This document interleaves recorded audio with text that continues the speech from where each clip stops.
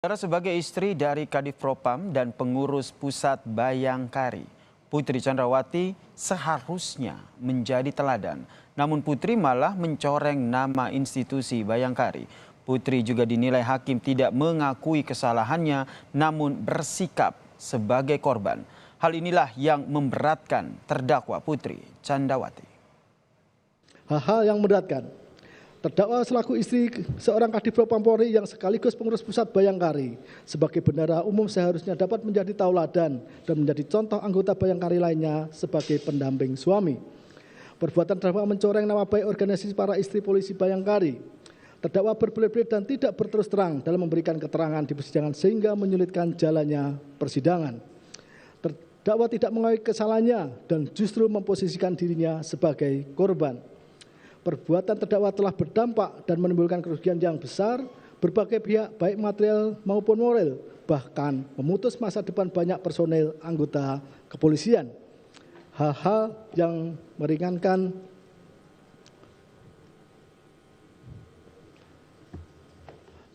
tidak ada. Hakim memvonis terdakwa pembunuhan berencana Putri Chandrawati dengan hukuman 20 tahun penjara. Selengkapnya saudara kita tanyakan kepada jurnalis Kompas TV Valencia Triksi di Pengadilan Negeri Jakarta Selatan. Triksi, poin-poin apa saja yang jadi pertimbangan hakim menghukum terdakwa Putri Chandrawati ini lebih berat dari tuntutan jaksa penuntut umum? Ya, Yasir, ada sejumlah poin yang kami coba rangkum.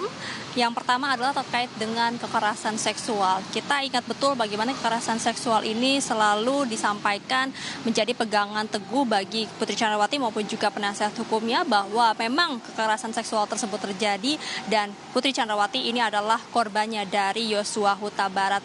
Namun dalam persidangan tadi majelis hakim menyampaikan bagaimana menimbang adanya relasi kuasa yang cukup jauh antara Putri Chandrawati dan juga Yosua Huta Barat sehingga ini disampaikan oleh majelis hakim bahwa kekerasan seksual ini tidak masuk akal. Jadi ini kemudian yang disampaikan juga oleh majelis hakim di mana kekerasan seksual ini juga disampaikan dalam pledoi Putri Chandrawati dan juga disampaikan dalam keterangannya. Namun melihat bagaimana ada relasi yang cukup jauh antara keduanya ini dikatakan tidak masuk akal. Kemudian juga dalam persidangan Putri Chandrawati maupun juga penasihat hukumnya ini tidak bisa menunjukkan maupun juga menyerahkan bukti adanya kekerasan seksual seperti halnya visum yang seharusnya bisa diserahkan jika memang itu terjadi. Lalu kemudian juga dari hasil ekshumasi Yosua Huta Barat ini tidak menunjukkan adanya indikasi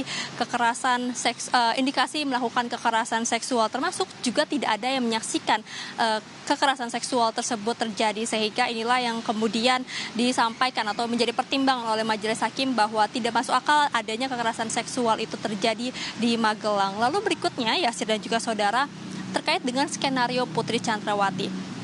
Berangkat dari pertimbangan tadi, yakni tidak masuk akalnya adanya kekerasan seksual, maka majelis hakim ini menimbang bahwa ada sakit hati dari tindakan maupun juga perlakuan yang dilakukan oleh Yosua Huta Barat.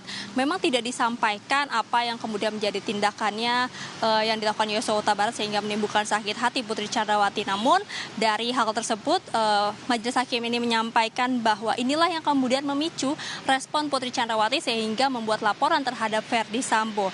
Maka dari itu ini dikatakan sebuah skenario yang dibuat juga oleh Putri Chandrawati. Lalu kemudian poin berikutnya Yasir dan juga saudara adalah majelis hakim menimbang terkait dengan Putri Chandrawati yang terlibat dalam upaya pembunuhan berencana. Ini dibuktikan juga dari bagaimana Putri Chandrawati ikut terlibat mendengarkan bagaimana Verdi Sambo menanyakan kesiapan dari Ricky Rizal maupun juga Richard Eliezer untuk melakukan penembakan, termasuk juga menawarkan upah dan memberikan handphone kepada ajudan dari Verdi Sambo ini, termasuk juga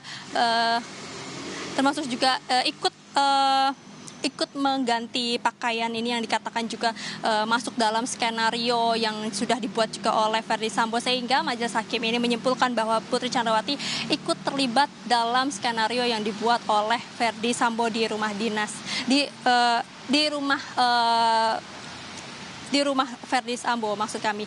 Lalu kemudian ini yang kemudian membuat majelis hakim melihat atau menimbang bagaimana tidak ada poin yang meringankan, namun juga ada sejumlah poin yang memberatkan Putri Chandrawati, seperti halnya Putri Chandrawati ini berbelit dalam memberikan keterangan sehingga dinyatakan menyulitkan jalannya persidangan yang sudah berlangsung. Yasir. Baik, terima kasih jurnalis Kompas TV, Triksi Valencia atas informasinya dari Pengadilan Negeri Jakarta Selatan.